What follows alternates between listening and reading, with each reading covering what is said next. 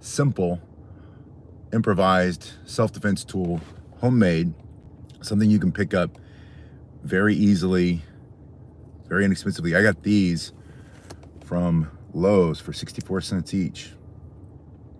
It's just an inch or a 3-inch quarter, 3/4 inch hex nut, nickel plated. It's nice and heavy. 64 cents each. I got two,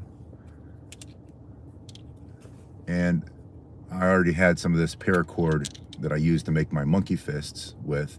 This is kind of an improvised monkey fist, really.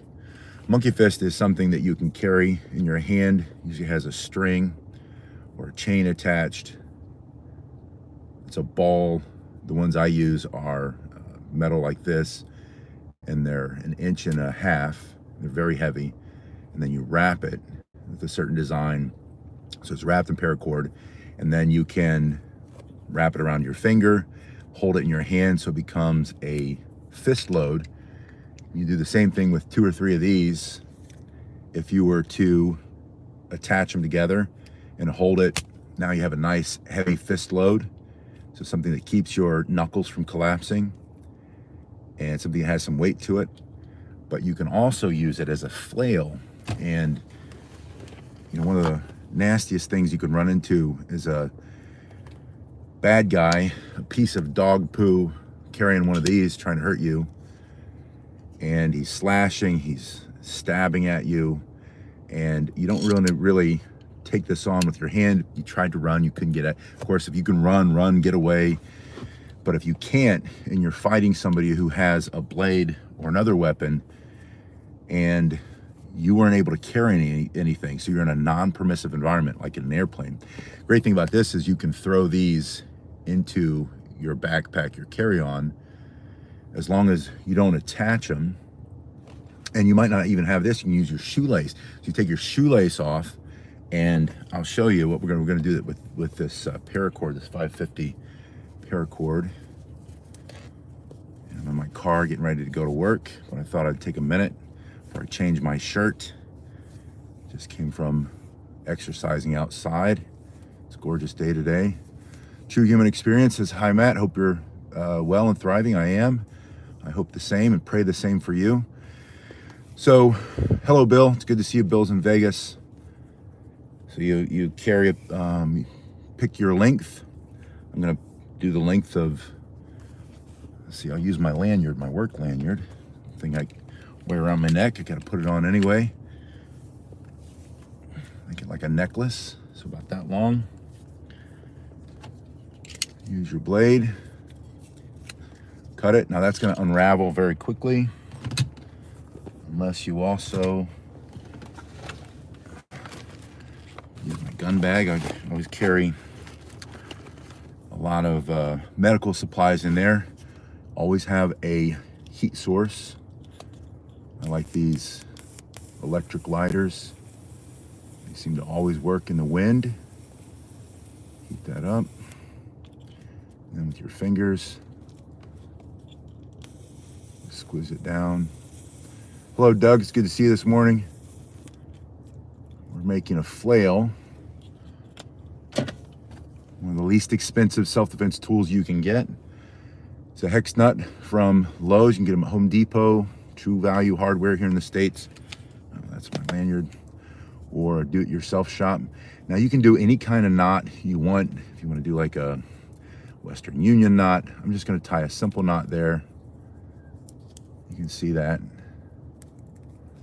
Just something that's not going to come undone. The nice thing about 550 cord or paracord, is the stuff we used in the military, is that when you get it tight, you have a nice little knot at the end. You don't want it to come undone when you start to swing it around as a flail. Now the way I would use this, and suggest you think about using it, and you can put in the comment section how you would use it or how you use a flail. The idea is you now have a heavy piece of metal that you can swing and smash into somebody to back them up. If they're coming at you with a blade, you can see if you make this long enough, you're gonna have some reach advantage, so you can hit him before he hits you. You can swing it at the hand that's carrying that weapon, or hit him in the face with it, take out his ability to see you, stab you, come after you. So you put it around your thumb, and then just like you're wearing a wristband, you can carry it like that with your nut. I should have made mine a little bit longer. You got your fist load again, so you can put it in your hand. If you wanted to put both of them in there, you could make it even more devastating. If you want to do 2 or 3, you can make it hit even harder. When you put these together, you do that knot, put them on there for the sake of this discussion. Put that in our mouth. That's where you put it when you don't want to lose it. Gonna make a different knot here. And it's just really quick. You can, like I said, you can have a couple of these in a bag, a carry-on, going into a lot of, or in your pocket, non-permissive environments, places you're not allowed to carry a blade, a gun, because someone's gonna put a comment in the comment section that says, just carry a gun. Let's pretend you can't, for whatever reason. You live in a country where you can't have them anymore, or you never were allowed to have them. You live, or you have to go to the courthouse, you have to go to the airport, you have to go. Down here we have something called the Bright Line. It's a high-speed rail, and they have metal detectors. You can't take all the self-defense tools. Yesterday, I went with a group of kids to a certain place, and normally you have to go through the front door, and they have 6 police officers there, and they make sure that you don't have anything on you. You have to go through the metal detectors. We actually went in the back, and I was able to open carry, because that's my job. I had my uniform and my badge and my all my credentials on. And then later someone came up and said, hey, you're really not supposed to have those in here, even as security. Can you put them back in your car? And I did. I went out, put them in the safe that's in my car, and I just transferred and carried concealed, which I was allowed to. You have, but the point is, you can carry this now. See, I made a better knot there, just a simple knot. That around your thumb. You can, like I said, I'd maybe make it a little bit longer, carrying it in your hand. I'll pretend that it went around one more time around my wrist, and then you simply just drop, and then you can swing it. You can hold it through your middle finger, hold it this way. You can swing it, and you'll be able to, you can knock somebody out if you have enough weight there and you swing it hard enough. Or you can smash. This is going to tear up flesh. This is gonna, smash his eye. It's gonna break his nose. It's gonna break his teeth out of his mouth. If he's coming at you and it's life or death and you're trying to defend yourself, this could save your life for $1.28. These are 64 cents each. And then if you don't use paracord, you use your shoelace. The boots that I wear, the boots I wear have very heavy duty shoelaces. Some boots I used to replace my shoelaces with paracord, but I buy nice military style boots that have shoelaces that are very effective. And then or you can get those wristbands. You can make your own. I used to make them with the kids, and we sold them as a fundraiser for the homeless, but they're wristbands made out of paracord. But the point is, you can carry paracord in a pocket. And then, Apocalypse says practice it so that you don't get the ricochet, meaning that when you, and make sure, again, you either attach it on your thumb or one of your fingers as you hold it. That's going to help you hold it better. And then if someone were to try to rip it out of your hand, you'll be able to open your hand and let it go so you don't pull your finger off. And Gary says, try to string it through one nut, not the cord, and then string it through the other one. So if you were to take a little bit more time and play around with this a little bit and come up with a design that you like, you can make it so that these are not going to slide back and forth, and you can get them nice and tight against each other. And like I said, maybe even 3. If I had 3 in my hand, or 4 even, that's a really solid fist load that weighs a lot for less than $2, or maybe less than $3. It'll be what, $2.44, $2.44 if you get 4 of these. And Doug, thank you, by the way, for that super chat. That's amazing. Thank you very much. But the point is, very inexpensive, homemade, non-permissive environment, self-defense tool, improvised.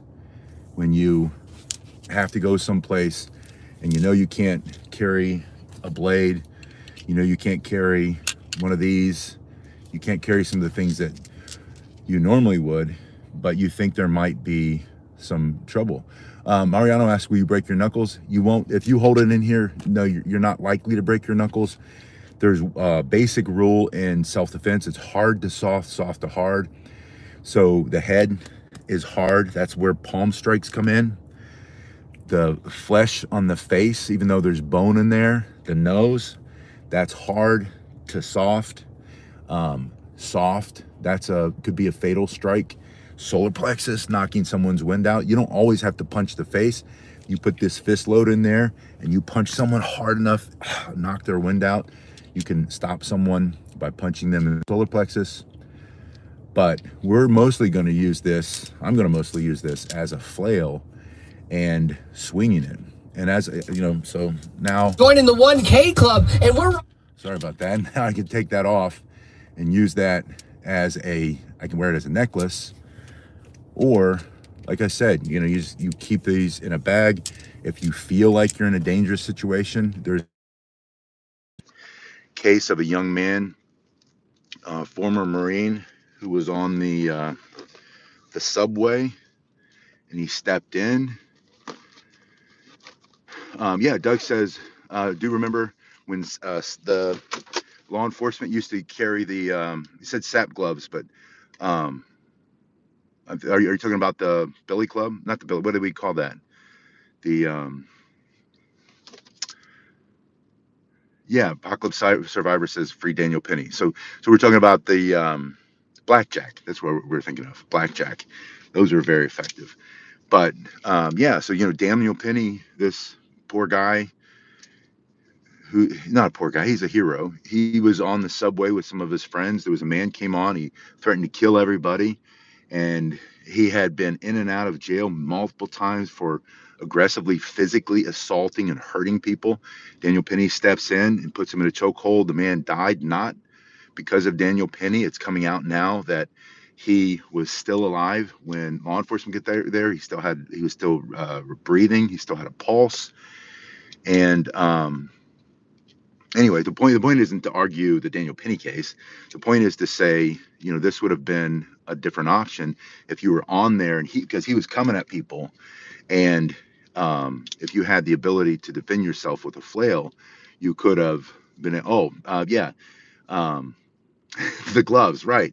So Doug was talking about the lead that was loaded in their gloves. So when you carry a fist load, boxers have done this. It's a cheating technique. It's not legal, um, but you know, just having something in your hand when they wrap it makes your hands heavier. That's what the idea of a fist load is. So when you hit, you have so much more power than you would naturally. It becomes a force accelerator, and you will knock somebody out. You break their jaw for self-defense, and that's basically just what this is. So put in the comment section, would you use a flail? Do you already carry something like this? You know, what are your thoughts about it? What works, what doesn't work? As you said earlier, make sure you train and practice. Set up you know, you can do it on the bag and get used. Go line it first. See how it's going to bounce back at you. Like everything else, like the nunchucks, you have to follow through with your strikes. And Comfy Dream asks how you use it. You use it as a flail. You just, and I can't do it here inside the car, but you basically swing it into the person who is coming at you. He's got something in his hand. You can smash. That hurts. This will break some of the knuckles in his hand. This will break his fingers.